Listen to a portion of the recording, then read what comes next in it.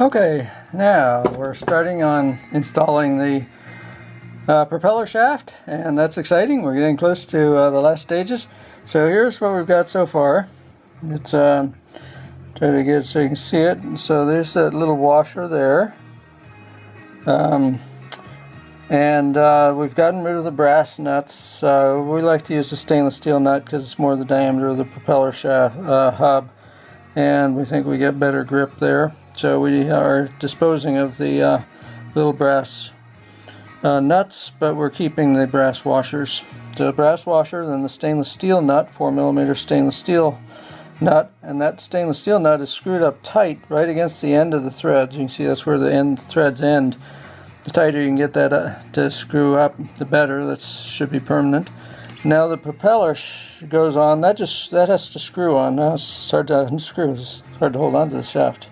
So the propeller screws on, but what I want to point out is the propeller has a groove in the front edge, and that groove should be, let's see if we can back it off just a little bit so you can see it better. That groove should be forwards against the nut. And now maybe you can see that groove there a little bit better. Anyway, it's just a slot across the front of the propeller hub. It's hard to see, isn't it? Anyway, there it is. Now you can see it pretty well. So that should be facing forwards, and then screw the propeller up tight against that stainless steel nut, as tight as you can get it without stripping the propeller out. And then, although we're not really relying on the propeller's threads as such, we're more just relying on squeezing the propeller between these two nuts. Now, to tighten this lock nut is not the easiest thing because you can't hold on to the propeller shaft tight enough. Hopefully that front nut will stay in place while we tighten this one up against the propeller. This lock nut is a little hard to screw on. That's the whole point of it, that it won't unscrew itself. Now, you may wonder, well, we're not locking the propeller in place, we're just squeezing it between two nuts. Is that good? Well, yes, the reason for that is if you hit your propeller on the bottom or wrap it up with weeds or catch a string. Oh, now you can see that front nut actually didn't stay in place. That might be okay, but I'd rather have it in place. So I'm going to have to grab the shaft here. I'll grab the shaft and get that nut back in place. And all the meanwhile, you're trying to keep that little washer from skidding off the front end of the shaft and getting lost. So this is not the easiest process here, but I'm sure you'll, having triumphed over every other obstacle, I'm sure you'll handle this fine. It's actually about 100 degrees here today, literally, so that doesn't make it any easier working on things. Okay, now we've got that in place. Let's screw the propeller back down, and the trick now will be to get that lock nut to screw up tight against the propeller. And we may have to grip the shaft, but we don't want to scar the shaft, because then we'll have to file or wet sand the shaft smooth again. So now we're trying it, since that holding onto the nut wasn't successful, we're trying it holding the shaft with pliers. We're not going to move the pliers, we're going to keep it in one place in case we scar the shaft and have to polish it up. We don't have to polish the whole shaft by having moved that pliers all over the place. I think the best bet is squeeze tight enough that you're not having the shaft turn in your pliers, and then you shouldn't mess it up much. Probably if I was working up in my shop, I would clamp the shaft in my vise with wood pads on both sides of the shaft. Then you can clamp it quite tightly and not mess up the shaft at all. That would be the best approach for this process, but we're filming it down here, so we're almost there now. And if you don't have a vise, I want to show you that you actually can struggle through without the vise. But I would prefer to use a vise with wood pads. When you've gotten this far, hopefully you've done it right. The propeller shaft has a short thread on what should be the front end and a long thread on what should be the back end. Now you want this tight enough that the propeller is not going to skid on you, but you don't want it so tight that it can never spin if, there, that seems about right. And I don't think we hurt the shaft much. It's pretty hard to steal there. Okay, so there we have it, and I mean, I can't spin the propeller holding onto the shaft, but when the motor's gripping it, the propeller probably would start spinning if it got caught in weeds or string or something. Okay, so that's that part, and then, you should have threads sticking out behind that nut there. See how much you have, you know, a little over 1/8 of an inch of threads sticking out behind the nut, and because those are the longer threads at the back end where the propeller goes, the shorter threads go towards the front of the shaft where it's going to be linking to the motor. Okay, that's easy. Okay, now we've coated the shaft with some of the shaft lube grease from the syringe with the grease in it, and we're just running along one side. As I insert the shaft, though, I'll be spinning the shaft, and that should spread the shaft lube over the whole surface. Maybe I'll put a little bit. If there's any sign of a label, remnants on the shaft, either use acetone to dissolve it or scrape it off gently carefully with a knife edge of a knife. Maybe we get the label off before you put the grease on. And as you put the shaft in, spin the shaft to try to get the grease to coat and slide into the propeller tube better and to coat the entire shaft. You can see quite a bit of it just squeezes out the back. So don't, you're not supposed to use the whole syringe full of grease. It could get pretty messy at that point. You're using just the smallest amount. If you ever need to re-grease, we provide more than a lifetime supply of grease here. Probably 5 lifetimes, next 100 years, easy. Okay, and then paper towel at the hand to get that grease off. You can see there's quite a large amount of grease there. Even though I put on what seemed like a pretty modest amount. Okay, there we go. Now that should spin really totally smoothly. Shouldn't be any kind of locking or jumping or anything. If there's any kind of resistance at all, it's not going to freewheel because of the grease, but if there's any kind of resistance at all, you may have a burr on the shaft or something. So you want to pull it out and make sure your shaft is totally smooth. Okay, and then we'll jump inside the boat and start to hook up the coupler. So let me show you on the coupler. I did this, I didn't show you, but I think you can figure it out. We used the 1 inch long 1/8 inch rod, stainless steel rod, between the two couplings, and then tightened up the set screw. Tightened up the set screw with the Allen wrench. These Allen wrenches are really longer. They give you an awful lot of leverage. You may strip something out if you use the full leverage. So I just was holding it up close against the head of it and tightening it firmly. If you hold it way out here, you're going to break something. Okay, maybe your Allen wrench, depends our supplier, but these long ones are unnecessarily long. Okay, and so now that's all together. Now those are the two 1/8 inch holes. This is an 1/8 inch hole here, and then this is a 4mm hole here for the rudder shaft. So there's just one 4mm hole, so don't get one of your stainless 1/8 inch stainless rods in the big hole because it'll be sloppy. That's tight on the rudder shaft though. Okay, and now hopefully you haven't lost it yet.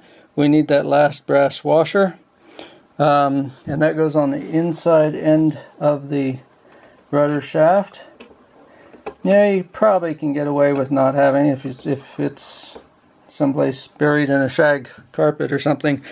You probably are okay without using both of those brass washers. I'm not sure which one to leave out and which one to use, but it's nice to have them both.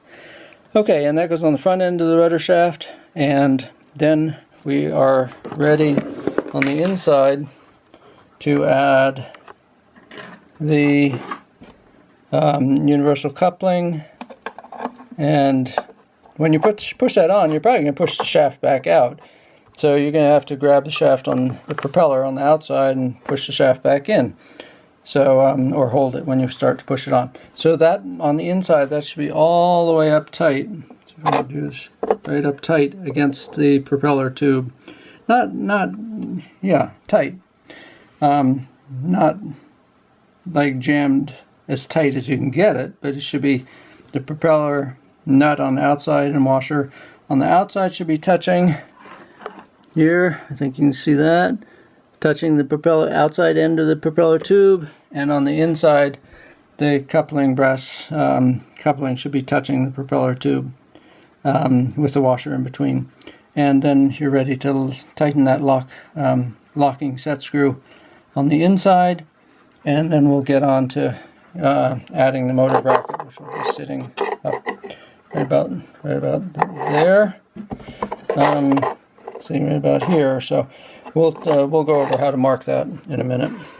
Okay, now we've got the motor in place, and we have the motor shaft into the last of the universal joints, and best to have the motor right up against. See, there's no gap between the motor and the universal shaft, and we have gone ahead and tightened that last set screw there for holding the motor against the universal shaft, motor shaft into the universal joints. And now what we're doing is marking the motor bracket.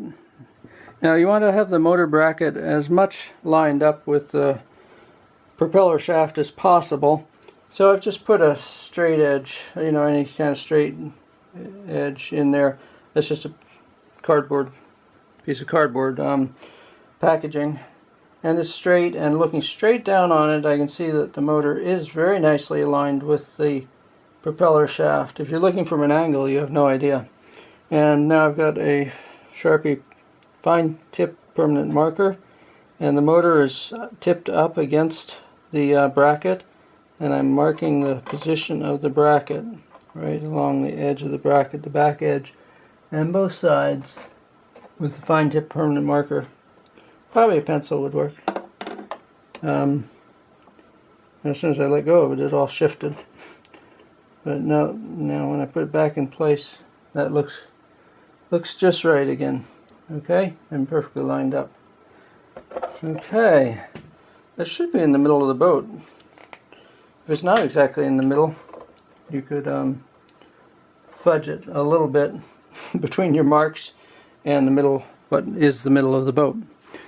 Okay, and now we're going to get the motor out of the way, and we might actually measure.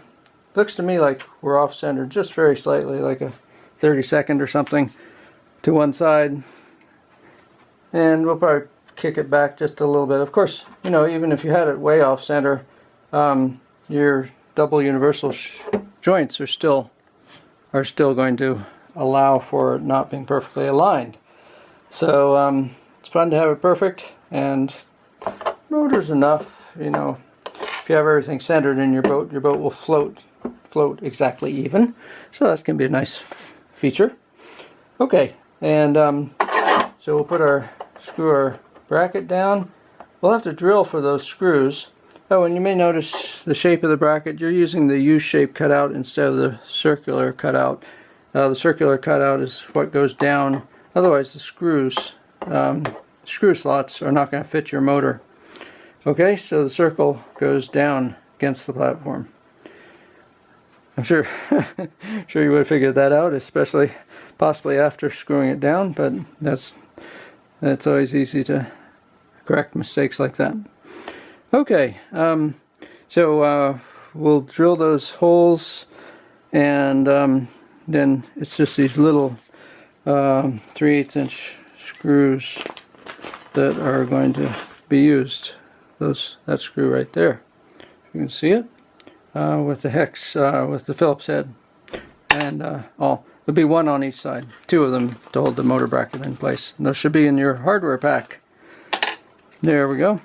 Okay, and we'll be back in a minute. I have to get the drill set up, and then I'll tell you what drill bit we're using for those screws too. Okay, now we're all set to drill those holes, and it looks like with that screw size, the 5/64 inch bit is just right. The bit should be, it's easier to use the back end of the bit, but the bit should be just the same size as the shaft of the screw inside the threads. Using a smaller bit, you think, oh, it'll be tighter, it'll be stronger. Well, you start to split the wood open a little bit to get the screw in. So a smaller bit isn't really going to be stronger. If you don't have the 5/64 inch bit, you could use a 1/16 inch bit and just open up the hole a little bit more by going up and down in it a couple times. And just so to make this the most adjustable possible, I'm going to go right in the middle of the I'm going to go right in the middle of the slot forward and back. Don't go through the bottom of your boat though when you do this. Remember, it's pretty thin. Thin plywood you're drilling through, and thin plywood on the bottom of the boat. And looking at our marks, everything lined up. That looks good. Okay, doesn't take much. And then the Phillips screws. The motor has to be attached subsequently to attaching the bracket, because otherwise with the motor in place you can't get at these bracket screws. So don't jump ahead and attach the motor first. Reset, remember, set the bracket correctly forward and aft relative to your marks, where your marks were. And don't over tighten the screws. If you tighten them too much, you'll strip them out, and then you'll have to fill the holes with strengthen the holes with epoxy in order to get the screws to hold a second time, which will take a little extra setting up time. Okay, snug but not overly tight. Make sure the bracket is square with the boat. Okay, and your motor fit right in there. And now we just need the motor screws, and we're set. Now this is going to be fiddly, obviously, but you can start the screws before the motor is in the bracket. In fact, you could have started the screws before putting the motor on the coupler, and that would have been much easier. But this is okay. You'll be able to make it happen, I'm sure. Or you can take the motor off the coupler if you're just really having trouble struggling with this part. Okay, I'll get that, and then we'll screw the motor into the bracket, and we'll have the motor mounted. So making good progress here. Okay, now we just have to tighten those screws up, and we should be set. Just a word of caution: when you're putting these screws into the motor initially, it's sort of along the lines of, if it can happen, it probably will. Don't let the screws fall into the motor, because they're magnets inside the motor. They're not, and these are steel screws. I believe they're steel. They kind of look like stainless. Anyway, don't let the screws fall into the motor when you're trying to get them threaded into the motor casing, because they may or may not be held by the magnets, and if they are held by the magnets, you won't be able to get them out of the motor casing, and running the motor with a screw inside it is not sounding like a good plan. Okay, a little bit tricky again. This screwdriver's not at the right angle, so try not to mess up the head by stripping, by letting the screwdriver spin in the screw head. Okay, but there we go. That's very solid, and let's see if the propeller still turns. Very nice. Look at that. Isn't that a neat setup with the double cardan joint? That's called a double cardan joint with the two universal couplings joints. Okay, very nice. So next, looking ahead, we still need to do one more coat of varnish on the deck. Even two. We'll see how the next coat looks. 2 coats might be even better, but one more coat is protected now. It's just there's a lot of grain showing through on the surface. It does look awfully nice, but 1 or 2 more coats of varnish on the deck would be nice. So we'll sand at this point, sand the deck. I think we're good on the cap rail and everything, and the rub rail. That looks pretty shiny. So I think we'll just sand the deck and redo the deck. I even think we were good on the combing in here. And then if if you're really enjoying this finishing and sanding part, there's no harm in sanding the insides of the boat where you coated with epoxy and revarnishing over that, because the epoxy coating is always going to leave that slightly rougher surface. However, I think I can probably live with that unless I get inspired, and so either way on that. Okay, looking good. She is beautiful. Can't wait to get her on the water. Okay, we'll talk to you soon. Okay, now this may or may not be necessary in your kit. The interesting thing about steel bar is that its dimensions are not very, it's a commercial product and everything, but its dimensions are not very closely, the tolerances are not very closely monitored as it's being made. And so you may end up with steel bars that are just very slightly over-dimensional. They should be about 1 inch, but a 1 inch bar sometimes is almost 1/10 of an inch oversized. However, that lets you do a little bit of experimenting with metal work, and I mean, everyone thinks of steel as being a hard material, but mild steel is really not all that hard.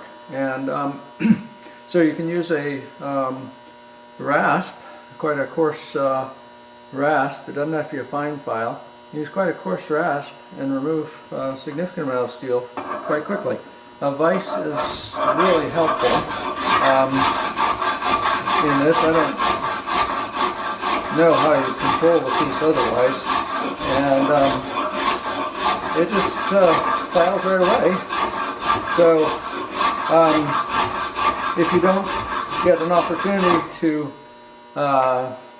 experiment with this because your pieces are all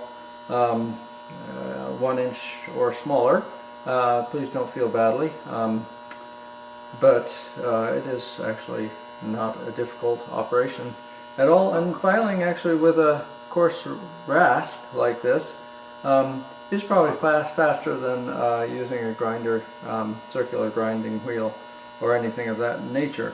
So just go at it and make them a little undersized, because you do want to have enough space to get a coat of paint on as well, which a coat of paint is fairly thin, but it will add, when you have it on both edges of 4 pieces, it will add some dimension. So work at getting them a little bit undersized, because once you paint them, it would be a bit of a pity to have to go back and file one smaller and have to repaint it.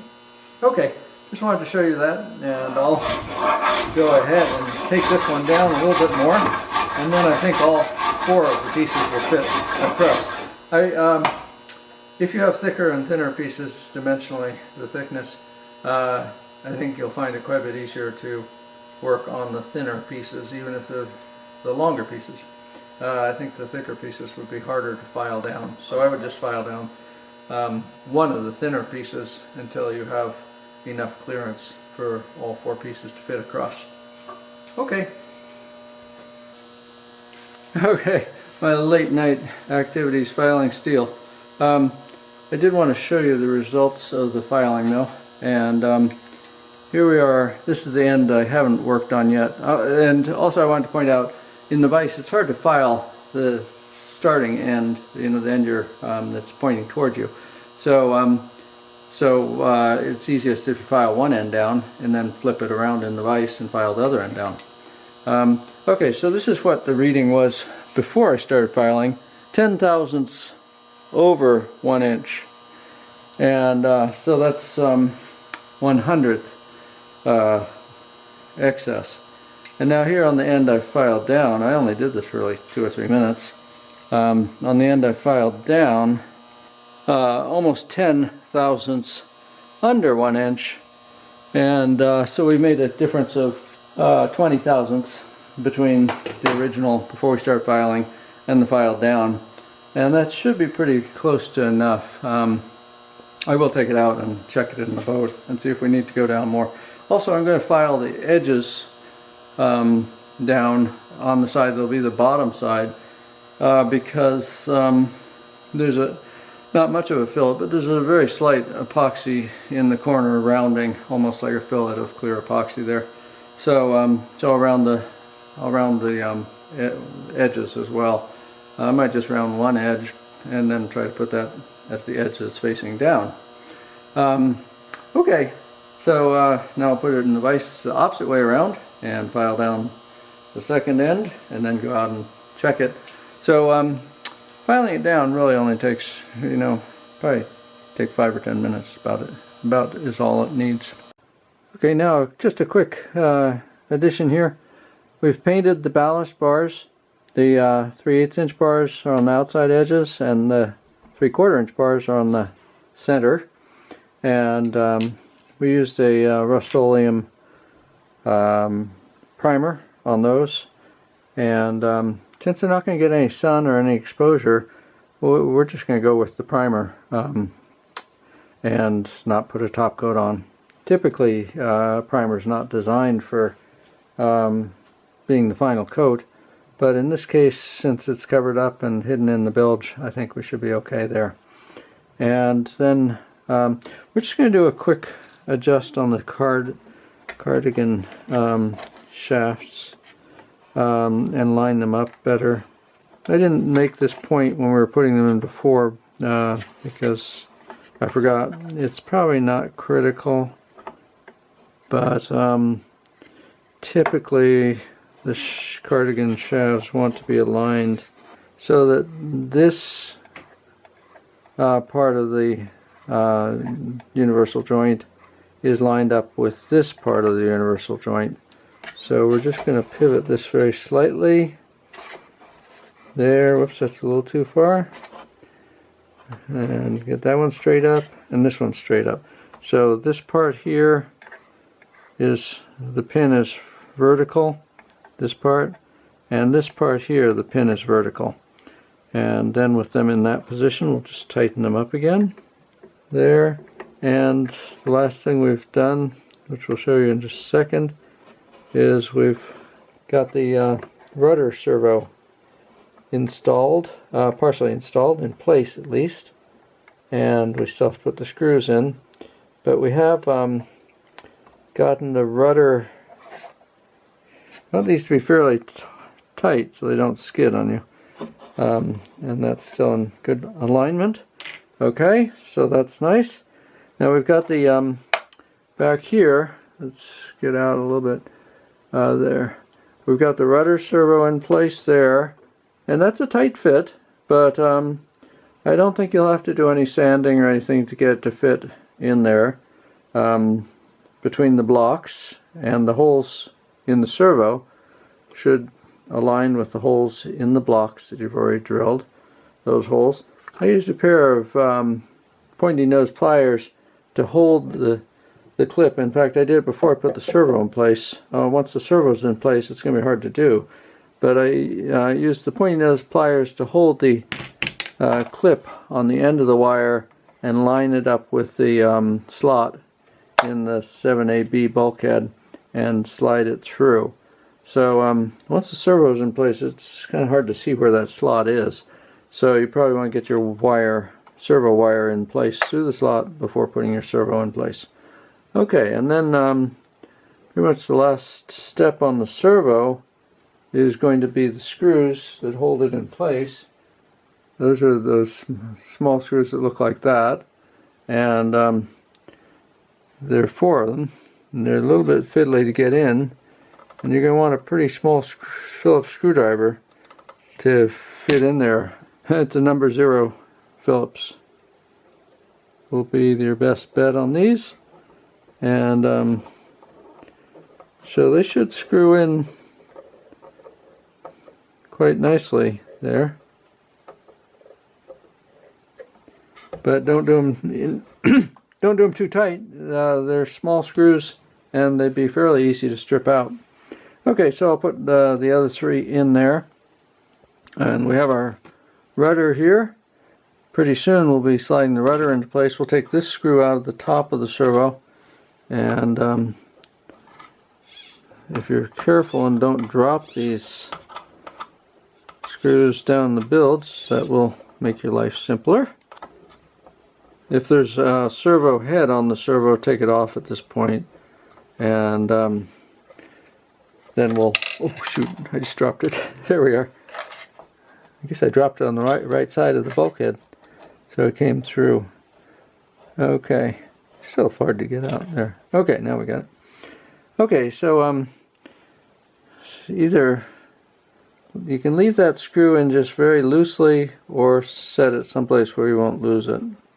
So you're not hunting in the carpet for that screw. Okay, and next step we'll put the receiver in place, and then we'll get the radio turned on, and let's see, we'll need the speed controller in place as well, so we can have power in the boat, and then we'll get the radio turned on, and we'll true the servo so we know where 90 degrees, where the center point is on the servo. So we want the servo arm to be pointing right to the side, 90 degrees to the center line, and then the rudder control arm will be pointing to the side as well. So the two arms will be parallel with each other. Okay, so we're going to do a bit of that, and we'll be back and show you what we've done in just a minute. Okay, now we've moved ahead a little bit, so I want to catch you up on the transmitter. Let's see if we can get that in there. That's a little bit too close. So let's zoom out a little bit. We'll show you what we've done with the transmitter. Well, let's get up in the boat first. That's before the transmitter even. Okay, so we've installed our receiver. Get our light. There's the receiver on the back deck. That's about 1 inch from the side of the boat, and this angle so you can see that better. That's got a little tab of Velcro underneath it to hold it to the RC deck here, and it's 1 inch from the edge of the deck. And into the receiver, better zoom in there, we have plugged 2 wires. The yellow and black wire there, the outside wire, is into channel 1. That wire has come through the bulkhead, the 7AB bulkhead. There's a slot in that bulkhead, and that wire has come through the bulkhead. And that's easiest to do before you put the servo in place. If you've got the servo in place, it's going to be a little tricky to get that wire through. Not impossible, but quite a bit more challenging. So we put the servo wire through the slot, and then we installed the servo afterwards, and then we installed the receiver with Velcro there, because again, with the receiver in place, it's going to be harder to see the slot, which is right back there behind the receiver. Okay, and then you're asking what we did with the antenna. Well, the antenna wire, let's zoom out a little bit, is coming out of the back of the receiver. You want these plugins in the front of the receiver, because otherwise you can't access them. So the antenna wire is coming out of the back of the receiver, back underneath the backrest here, and then loops up outside of the edge of the backrest, behind the backrest, the outside corner of that, and up under the deck, and runs along the underneath side of the deck to about here. And on the antenna wire, we wrapped Velcro around the antenna wire at the thickest part of the antenna wire. You have to wrap the fuzzy side of the Velcro around the antenna wire, or else, see if we can pull that down to show you, because the fuzzy side of the Velcro is more flexible. Oh, and there we just pulled our, I think this piece may be a little bit wide. I don't know, it should fit up in there. So this will show you the whole thing. We wrapped the fuzzy fuzzy Velcro around the antenna wire, the thickest part. There's a sort of bulge right there. And then we put the hook part of the Velcro up underneath, cut it narrow so it fits up in that narrow space between the coaming here and the outside of the boat, stuck to the bottom side of the deck. And I obviously didn't have that stuck on very well. It was well enough to hold the antenna. There's no weight there. But when I pulled the antenna wire off, pulled off my Velcro there. Okay, so now I think that's a little firmer. So now the antenna wire is hidden. Okay, and then what's this wire here? Well, this wire is the 12-inch extension, servo cable extension, although it's not actually running to a servo, it's running forwards to the electronic speed controller. And in each case, let's make sure we've got this right, the black wire or the dark wire has to be to the outside edge, which in this case, the way we've installed the receiver, is the front edge of the receiver case. So the black wire to the front edge of the receiver, outside edge of the receiver case, and the brown wire is, now we have brown, red, and orange, the brown wire is comparable to the black wire. And make sure that they're plugged in tight. And the brown wire is to the outside edge of the case, just like the black wire. And that leads forwards and up in here. We can zoom out so you know where we're going here. Up in here, here's the end of the 12-inch extension, and we line the black wire from the electronic speed controller up with the brown wire from the servo extension. So black and brown are essentially the same. We're counting them as being the same color. And then the electronic speed controller is sitting up here on top of the ballast. And we'll get some Velcro on there, but to hold it down in place. And the same with Velcro on the battery, but we don't need that yet. We're just testing, setting it up to test it and do a test of all the components. So, and then the battery is plugged into the electronic speed controller with these white clips that just pop together. Those are nice in that you can't do them wrong. And then we'll be plugging the motor into the 2 leads from the electronic speed controller as well.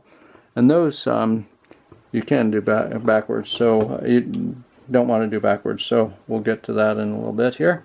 So far we don't need the motor plugged in because we're really just working on the servo back here, the rudder servo.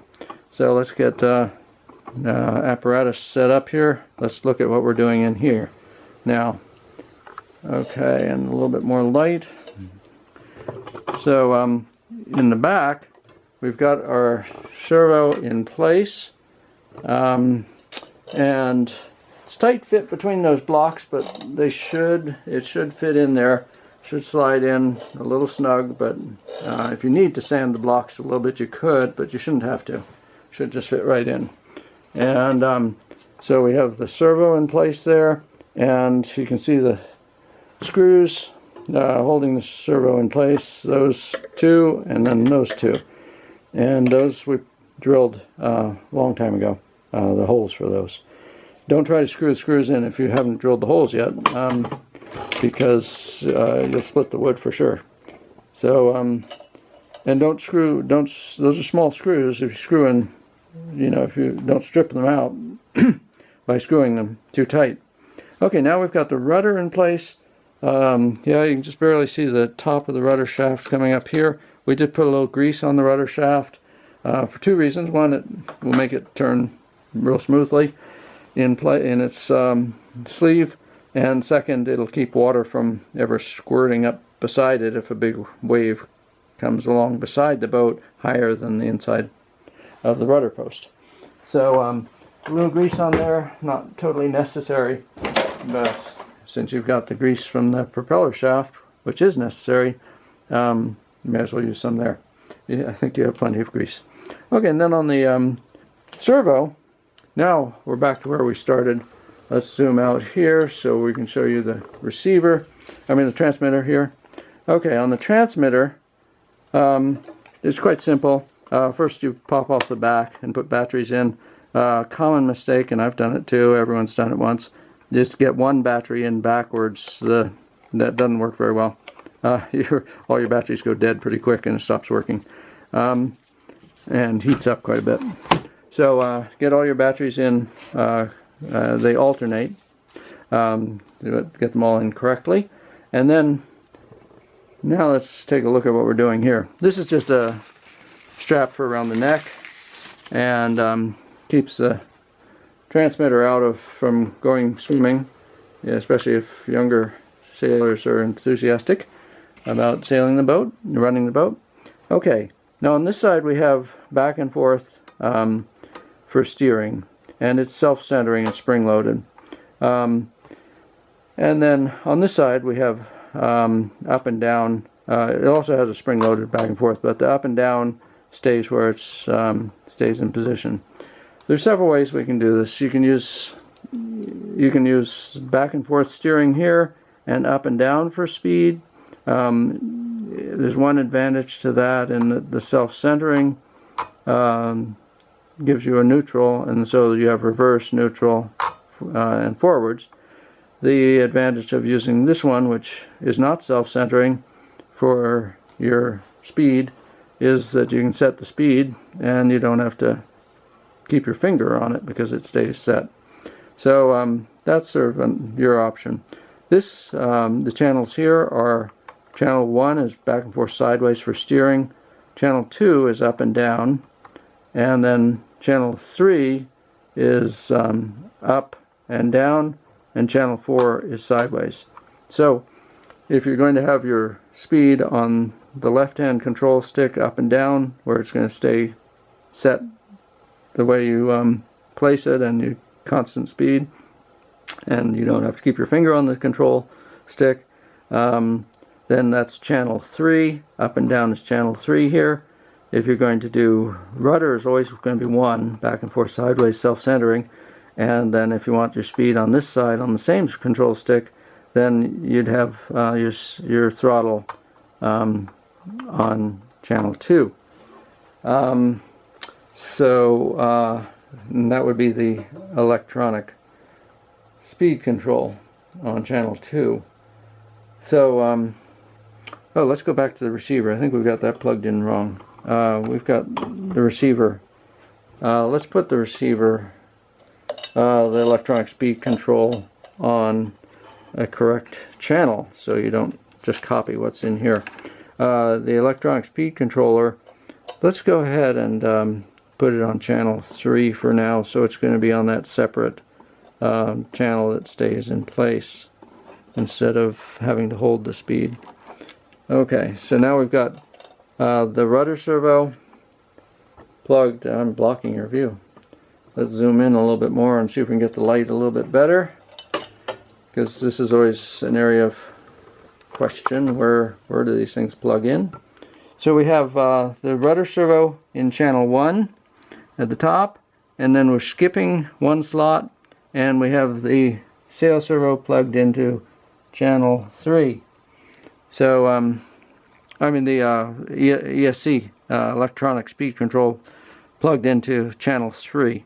On a sailboat we have that plugged into channel 3 as well on the sail servo.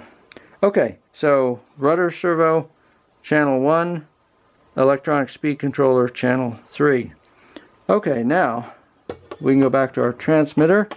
This is the control stick, and it gives you all the major control, but this is the trim tab underneath the control stick. If you slide that all the way to one side, you're going to set your servo off to one side, canted to one side about 4 or 5 degrees. With it centered, your servo is centered, and the control stick is centered. With this off the other way, it's going to be canted off. The servo will be canted off. This center point will be canted off to one side the other way. So now the point is we want this trim tab centered and the control stick centered. And we want to be able to turn this on, and then you get a green light here. And we want to turn on the boat. And with the little switch in the boat, let's zoom out so you can see this. On the ESC, there's a little switch coming off the electronic speed control, and you just turn that on, and there'll be a light on your receiver go on. See if you can see that light on the receiver. Okay, that means everything's operating and ready to go. Light on the receiver and light on the transmitter. Green light on the transmitter, red light on the receiver. And now let's look at our servo arm. I've got this, I already did this process, so I'm just walking you through it now, what I did.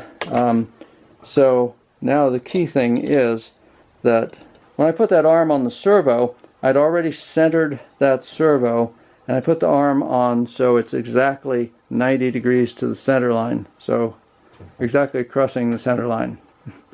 And so we have that right, and now we've got the rudder slid into place, and now we're ready to add the rudder control arm, the brass rudder control arm. And so we'll get that going, and we've almost got this part taken care of.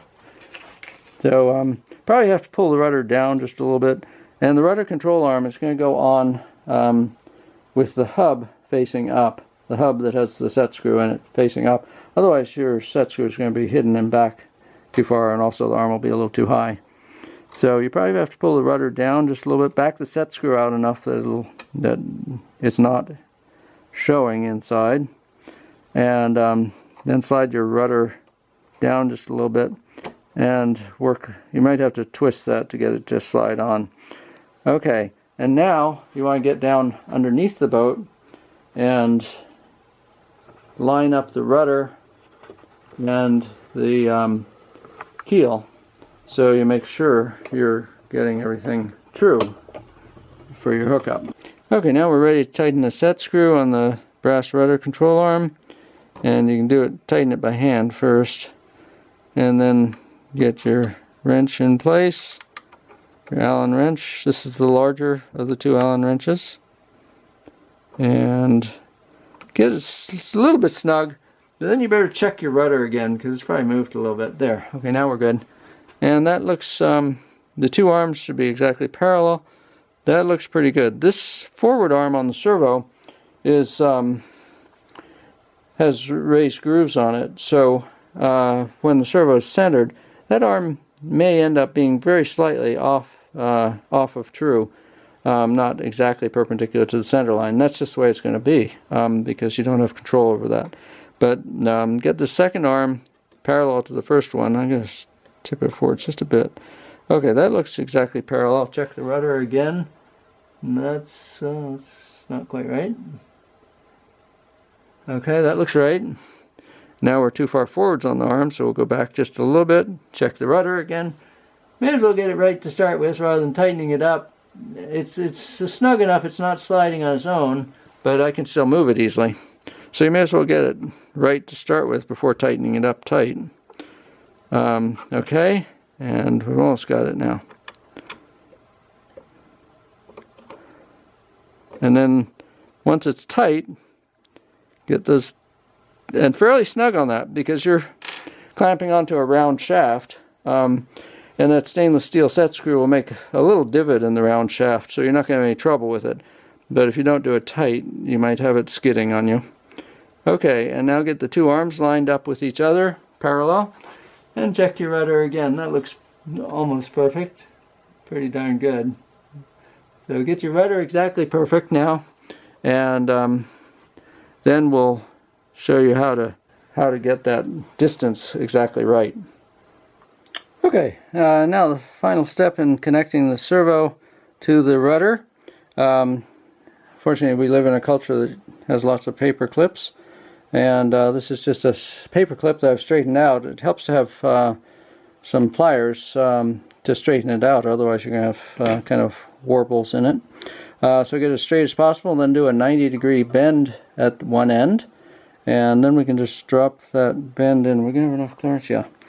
Drop that bend right into the arm on the rudder, and then now again straighten your rudder out. Lay the paper clip right over the servo arm, black plastic servo arm.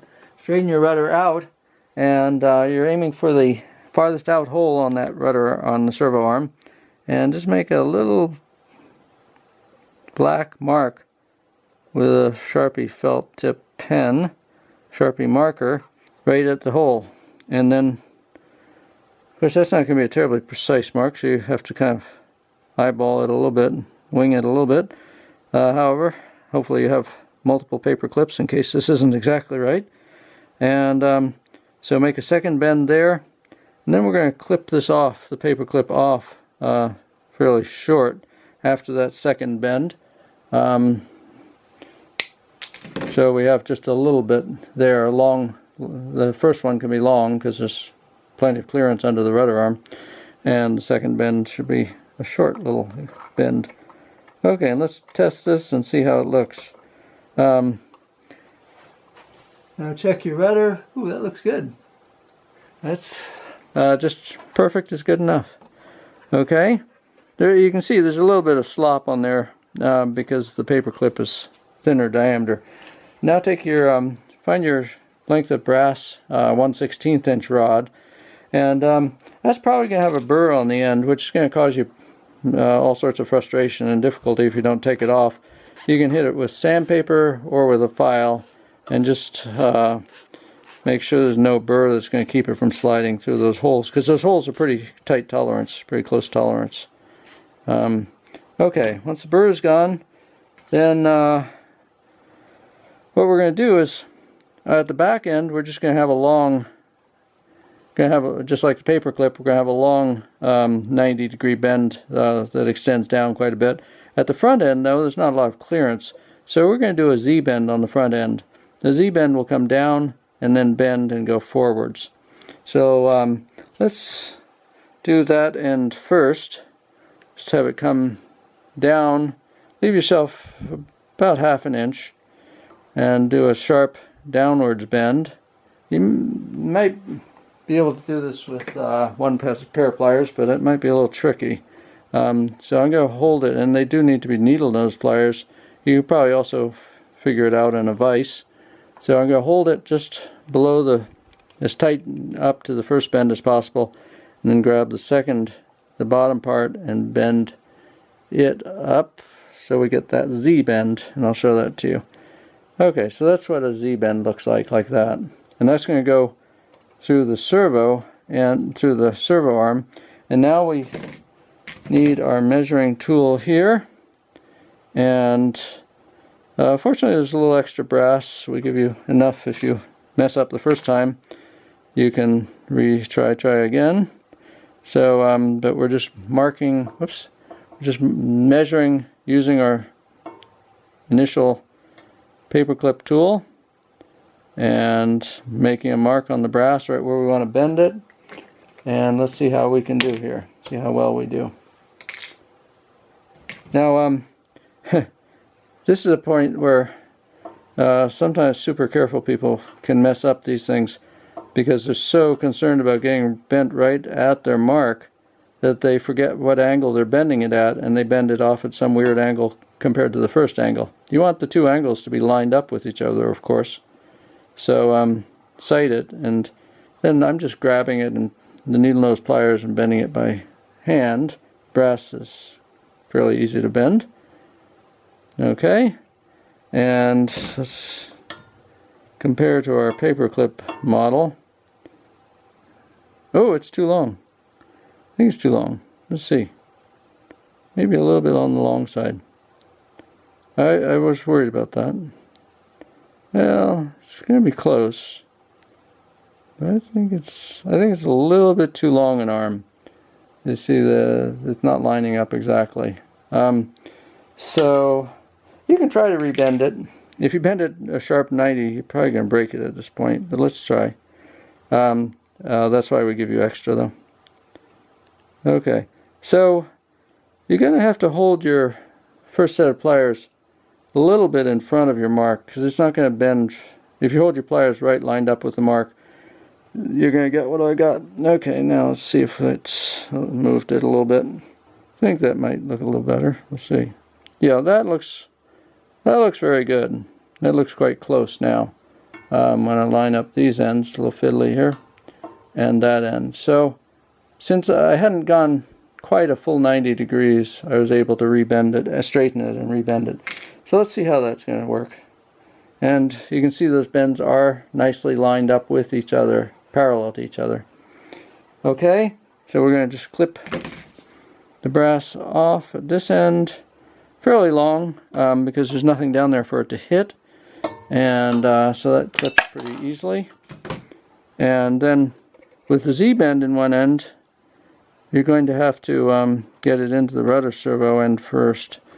Now, you could have not put the screw in all the way, but you can still, if you move with a servo, you don't want to move it real fast. The idea is that it doubles up instead of a motor. Then at that point when you're moving it by hand, it's a generator. And if you move it real fast and constantly, you might send a surge of electricity back into the receiver and damage the receiver. But generally speaking, if you move a servo slowly and gently, it's okay. And then let's see if we can get this over that screw and hooked in here. And oh, did we forget to take the burr off the other end? I think we forgot to take the burr off this end. Okay, we got it anyway. But it's not a bad idea to take the burr off that end. Okay, and there we should be pretty good. I want to pull up a little bit, so I'm going to make my bend my Z-bend, the second bend at the Z-bend end, a little bit tighter. I might be able to do it by hand in place. Otherwise, just take it out and rebend it a little bit. So I want to bend this down a little bit, there, without breaking anything, a little bit more even. Okay, now it's not going to be riding up, but that's going to be just barely clearing. So let's bring that up a little bit. Okay, nice to have these little pliers. Yeah, now that looks nice. Okay, you see how that is going straight across. It's not wanting to lift up out of that hole. We don't want it to be lifting up. We want it to be staying down level. Okay, and let's give it a whirl and see what we got. Is the boat still on? Yeah, the boat is still on. So here we're centered on the radio. Control stick self-centering, and the control tab is centered. And let's check our rudder. And it's pretty darn close. It's not absolutely perfect, but it's close enough that with the trim tab just over a little bit, we can get it perfect. So the other way to get it perfect, let's take a look at that, is keep the trim tab centered, and now we can also adjust it, because it's going to be hard to get this linkage rod exactly the right length, but we have a little trick here. You can just loosen the set screw here just a teensy bit, and if your control rod is close, this is like cheating just a little bit, but it's fine. So now the trim tab is centered. I'm centering. I loosened the set screw just enough, and now I'm tightening it back up. I loosened the set screw just enough I could turn the rudder so it was perfectly centered with the trim tab centered, because that's kind of pleasing not to have your trim tab off to the side always. Okay, and now let's try again. And whoa, look at that rudder go. That is perfect. So we have a few tricks there. Being able to recenter the rudder is convenient. Let's get down so you can see that better. And here we are. Isn't that nice? So it centers perfectly and has full range of motion. It's up close to the bottom of the hull, but not so close that it's rubbing on the bottom of the hull. So everything looks good. And that control arm is staying down inside, horizontal. It's not wanting to come up at the back end. And of course at the front end it can't, because we have a Z-bend in it. But at the back end you don't want it to pop up out of there. So let's close it up. And there's our little hatch. We'll do something to secure that here in a little bit. And now let's move forwards, and we'll test out our running system, the motor, and see how that setup's doing. And then we'll be ready to install things permanently with Velcro and put the floorboards back in and the furniture and we'll be ready for the lake. Okay, now we're ready to connect the motor. Make sure the on-off switch is off. There's a little on-off written on the side. There, that's off. And just so it's easy to remember, this should be black and blue. Black and blue go together. And so there, and red and yellow. If you combine those, you'd have orange.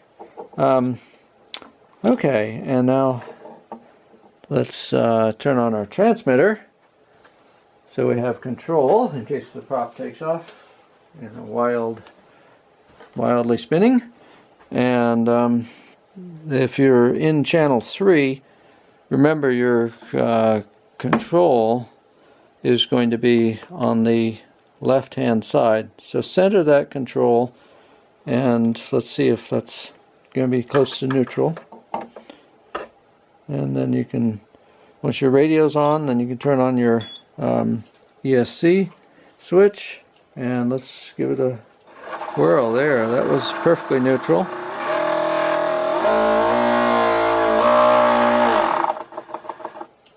Neutral and reverse. So dead center on the left hand side is neutral. Okay, and very successful. We are ready to do the final touches. Final touches are going to be including, we're going to file a little notch in this floor frame and this floor frame for this wire to run in. It's a pretty thin wire. It could just run under the floorboards, but a little notch will be nice. And then we might use a little drop of CA to hold that down in the notch. And then we'll get our floorboards back in. That should work there.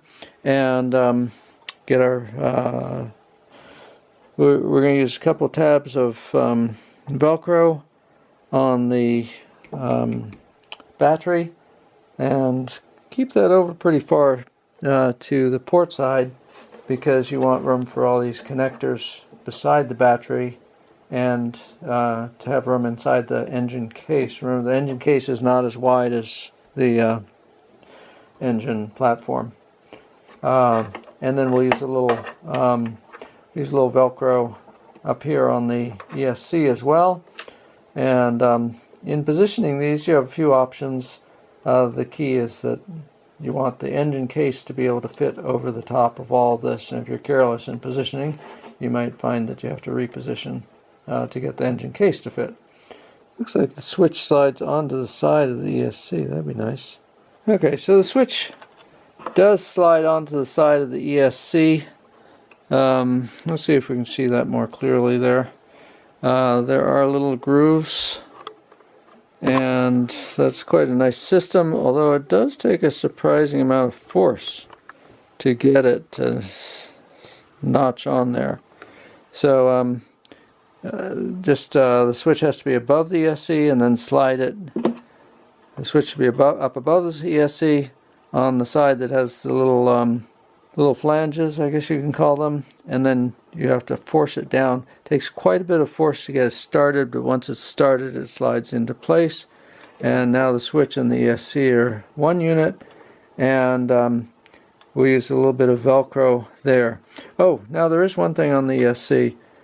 Typically we'll do this for you, but if it hasn't been done, it's a very simple process. If you can see it, that's the only challenge here. Right in this corner of the ESC, you can see there's a single tab sticking up there.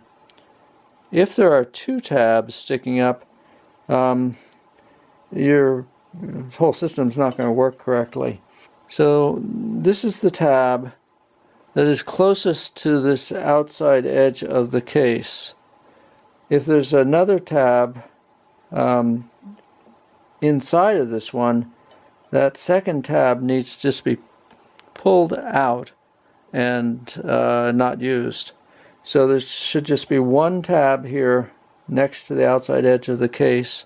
And if ESCs do change their format sometimes, so I'm a little reluctant to put this information into the video because if the ESC doesn't look like this, the instructions relative to this part might have to be changed. So you can check the written instructions, but if your ESC looks like this, then it should just have one tab here instead of two tabs. And the inside tab next to the red cooling fins should be pulled out using needle nose pliers and not used at all.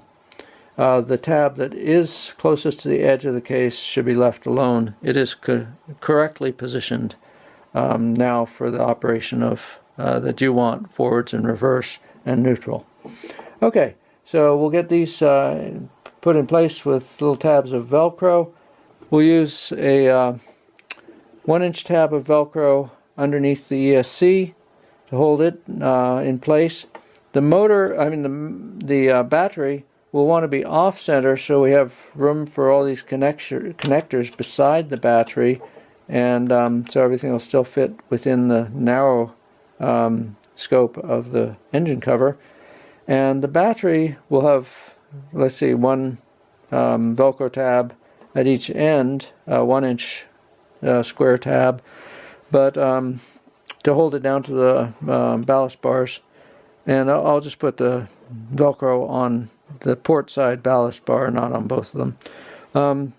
With the battery, it's not a bad idea to use the 1-inch tabs, but then to cover up part of the Velcro, sort of a swath down the middle of the Velcro, or the edges of the Velcro might be better even, with just a piece of electrical tape or even masking tape, so the Velcro hook and loop parts don't stick together so much, because you'll be wanting to pull the battery off to recharge it sometimes, and although you could charge it in place as well, but when you pull the Velcro, sometimes the hook and loop part sticks together so strongly that sometimes instead of pulling apart the two surfaces, you'll pull the Velcro adhesive part backing off of the surface. And so you want as much adhesive backing on a surface as possible, but maybe limiting the amount of hook and loop contact will be helpful as far as being able to take the battery off and put it back in easily. Okay, I think we're doing great. I'm going to catch up with all of that stuff with the Velcro, and then we'll be back. Almost ready for launching here. Pretty exciting. This step, I just thought I'd let you see how easy this is for the cable. Just using a regular mill file and lining up my two slots. I've done one already. Now on this thinner, you might want to support it. I'm supporting with my thumb right beside where I'm filing. You can see the file is just like so, and I just don't want to torque this strut too much. It's almost deep enough. Just a teensy bit more. So it only takes a second to put these slots in. And that should be good. Okay, so we'll use just a teensy drop of CA in each of these slots, and just enough to hold that wire down in the slots so it doesn't get out of position. Okay, we're in great shape here. Perfect. Okay, now we have the ESC attached with Velcro, and it moves around a little bit, but that's fine. And then the battery attached, and we did cover up part of the Velcro on the batteries, on the battery pack, with black electrical tape. So we only have about half of the fuzzy side of the Velcro showing on the battery pack, and same with the front one where we covered it up crosswise, and on the back one longitudinally. And so our battery pack is held in there, but it's not going to be so hard to pull out that we're going to pull off our Velcro from the bars or off the battery pack. And its battery pack is lined up with the edge of the center bar on this side, and there's extra space on the other side. Okay, and then we'll just reconnect our controls here, and we'll have our motor all installed. Remember, it's black and blue. Black and blue here go together.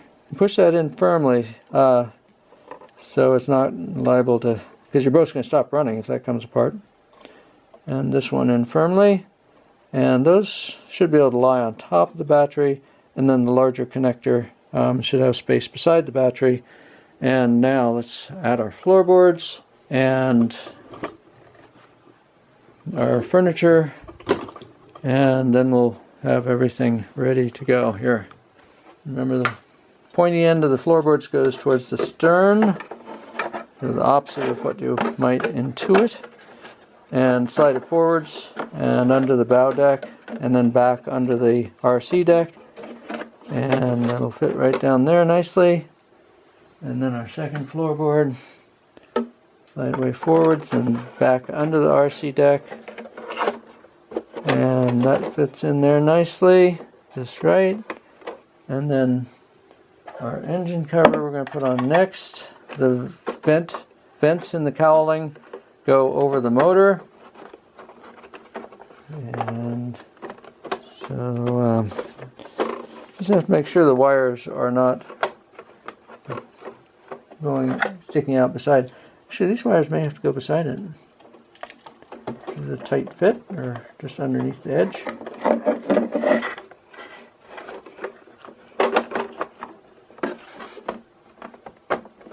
Okay, and there we go. So yes, it's better to have all the wires beside the battery instead of over the battery, even those thinner wires. And then our front seat ready. Oh, this has to go in before the... No, there we go. Close. It might want to go in before the motor cover, engine cover, but it can go in after the engine cover's on. The engine cover fit back down. Okay. And then our back seats. And those get angled in. And underneath the side there. And this one.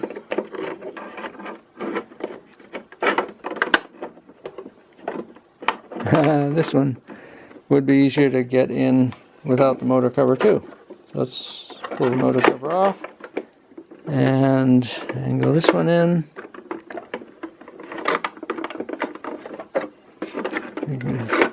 Slide them both forward, get them locked together here. Let's see if you can see the tabs there. Get them locked together, and then we'll slide them back and into place. There we go. Okay. And then slide them back. And these really don't have to come out very often. I mean, really, certainly not part of operating the boat, is getting these out. So once you get them fit in, you can kind of relax and leave them. Okay, so those are going back in. Let's get them together there. And yeah, close that gap there so it looks nice. And that's just right. Now we can get the engine cover back on. So I think the engine cover is going to be the easier to add after everything else is in place. And let's see, we get our wires all beside the battery instead of on top of the battery, and inside the engine cover. And as you can see, there's room for everything, but no extra. And there, all fit in place and tight as can be, tight as a drum, and ready to launch. So remember, the seats are what hold the floorboards in place. So have your seats pushed in tight, and look at that beautiful boat. Okay, that's good for now, and soon we'll be running our boat. That'll be very fun. Okay, let's give it a run here.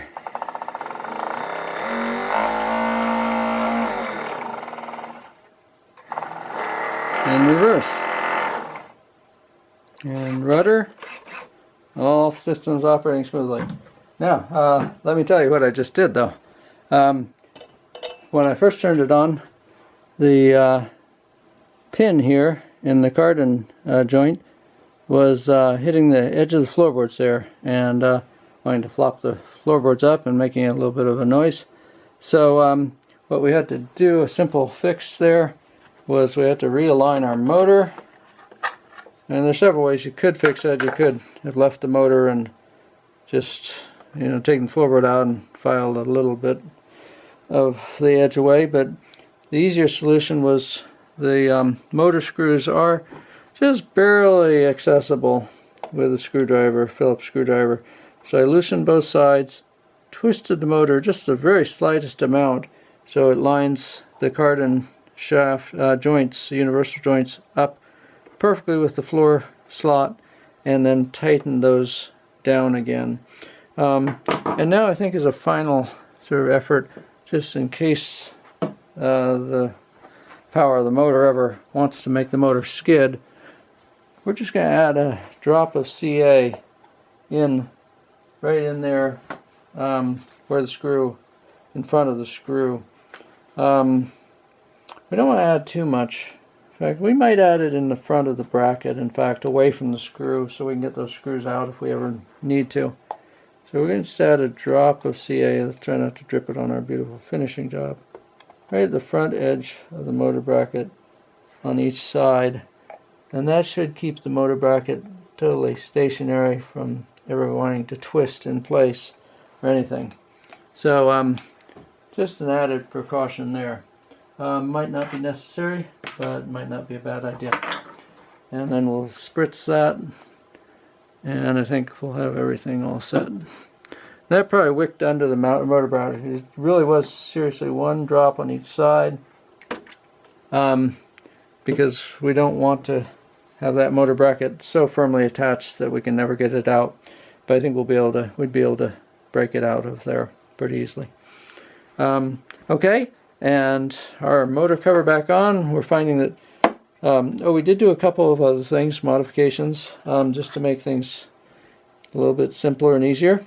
We moved the motor, the battery, all the way over as far as it could go, so it is just about touching the motor case, inside edge of the motor case. That leaves a little bit more room on the other side for all these connectors and stuff. And we moved the battery back. So it's just about ½ an inch from the front edge of the motor, enough that we're not crimping these connectors or the wires. But that let us move the ESC back a little bit, right? So it's just barely clearing the battery, and that gives us a little bit more on this black wire. It was a little bit tight. It wanted to come across the top of the motor instead of nestle in nicely beside the motor. And when we put the motor case back on the motor cover, if you slide it under the wires on that side and then lower it down on this side, that makes it quite easy to put back on. So there we are, all set. And give it another quick run here. And that's going to be beautiful out on the water. Seriously, a very fun project. That's been one of the most fun building projects of all of our models. Just because everything fits together so beautifully, and all the beautiful mahogany trim and the rub rail around the outside and the lovely drake tail. Quite a pleasing experience, and gorgeous for display when it's not out enjoying the lakes and ponds. One last detail here. This is just a real quick thing. Here's the back hatch. If you're just operating in small ponds and or swimming pools or small pools, no need for this detail probably, but if you're going to get out on a big lake and the wind picks up, you don't want the hatch, it's a good tight fit, but you don't want it to blow off and get lost overboard. So we're going to put a little retainer line on it. There are these two little teensy bits of wood with holes drilled through them. And they're tied together with a little length of spectra, about 6 inches of spectra. And remember, spectra is super slippery, so you have to tie three knots. You can't just tie a single knot on spectra, or 2 half hitches won't hold. You have to do 3 half hitches at least. And then if you want to be doubly secure, you can put a dot of CA on there on the knots, and that'll lock the stitches in place. So let's go ahead and do that. I don't want to drip on the boat, but maybe we can do it this way.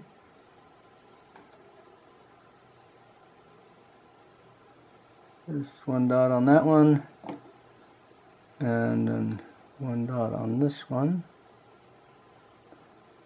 Okay, and then we'll spritz that because that'll make it harder to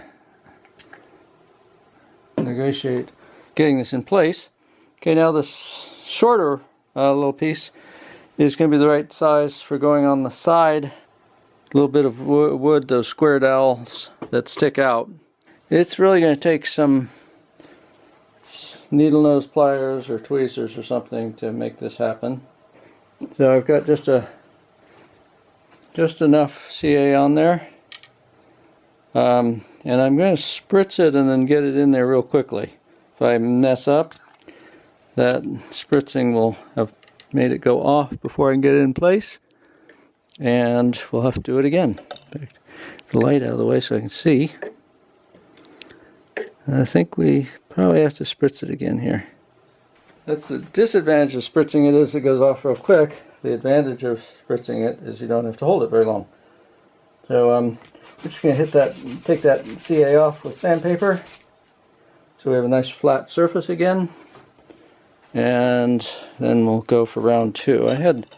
This light is nice for filming, but it was kind of in the way when I was trying to negotiate this piece into place. One large drop on the piece.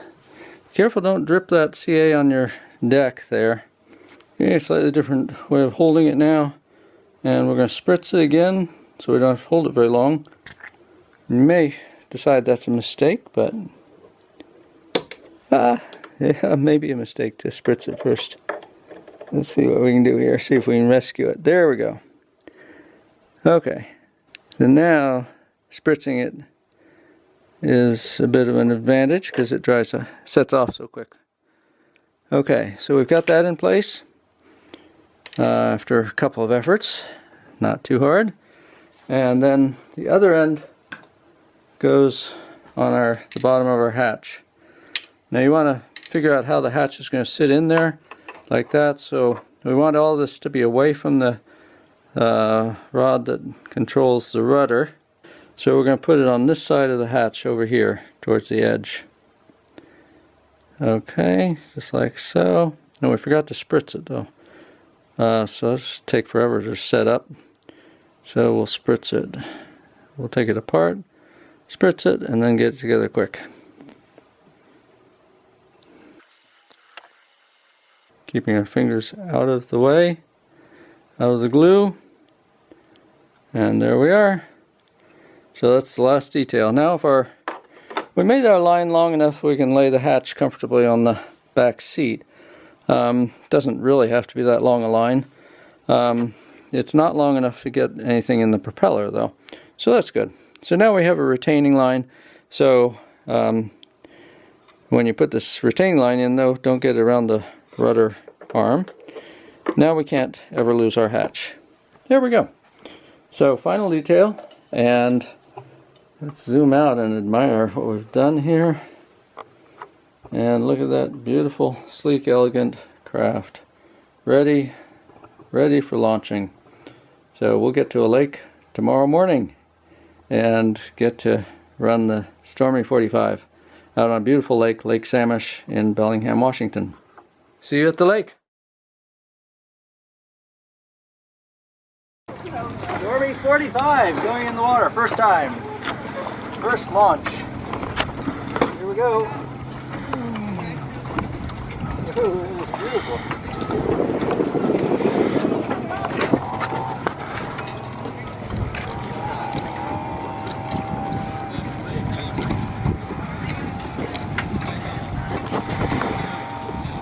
Go.